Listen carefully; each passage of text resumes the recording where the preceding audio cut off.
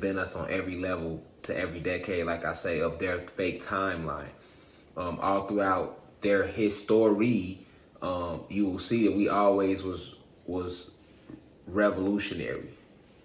We always was rebellious against them up until 1986 when crack hit. So the 80s and the 90s, we can even say the 70s, 80s, 90s, 2000s. So that's only like the last 40, 50 years. Other than that, straight gangsters. All through history, straight gangsters. Today we're going to talk about Tupac Amaru. Now, I wanted to highlight him because a lot of people speak about Tupac Shakur, not understanding where he got his name from. Afeni Shakur, his mother was, part of the Panther 21. They was revolutionary. So with that being said, they was really in tune with the people. Matolo Shakur as well. They were in tune with his story. They were in tune with our history, to be exact. That's why they were so aggressive with the NYPD, CPD, Miami PD, Atlanta PD, LAPD, all over the country. The Black Panthers was everywhere.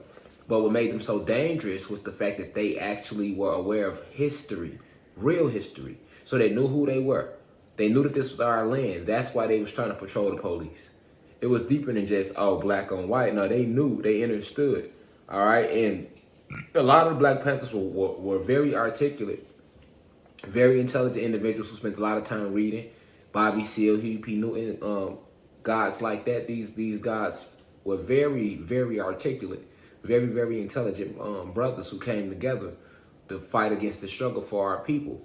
And if you see how they tore down the Black Panthers, you can see the way they infiltrate any movement. They come within, they infiltrate, they act like they're part of the movement, then they start creating dissension, which we can see going on right now on social media amongst what you call the awoken community. We see it amongst our people. We see it anytime we get any form of order for positive, forward momentum for the whole, they try to come infiltrate.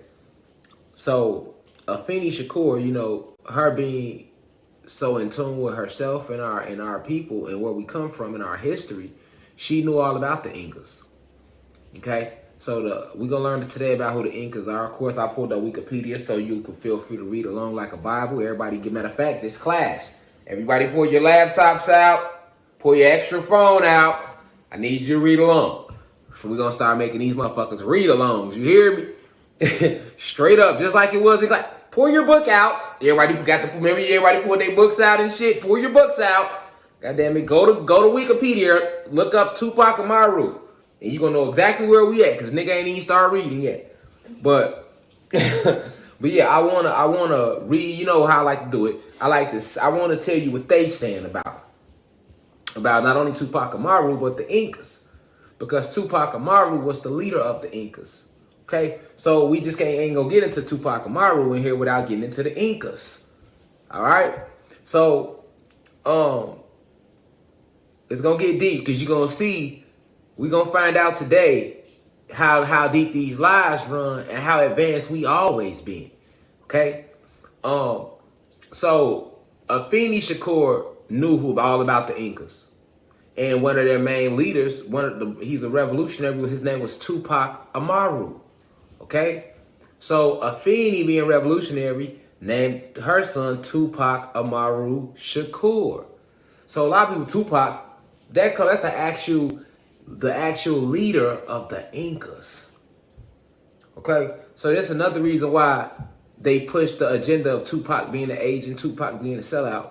Because remember, when you saying words, you saying the name Tupac. So although you think about the artist, that's an ancient name that dates back to a revolutionary that was in tune with the magic arts. The Incas was very in tune with the esoteric arts, as we will find out today. All right, so it's like you cursing the name, not understanding what the name really represents. It's no different than Travis Scott saying Astro World and Astro World. It's no different than deaf and deaf. It's only one deaf, but somebody can't hear. They say he deaf too. So. And then, Tupac, he didn't make it no better himself because when he spelled the 2 PAC, that further kind of removes your mind from the true spelling of it, TUPAC. You know what I'm saying? it kind of gets you away from it even more a little bit. But Afeni Shakur, Motolo Shakur, which would be Tupac's mother and his stepdad, they came up with the name Tupac Amuru. All right, and I mean, even his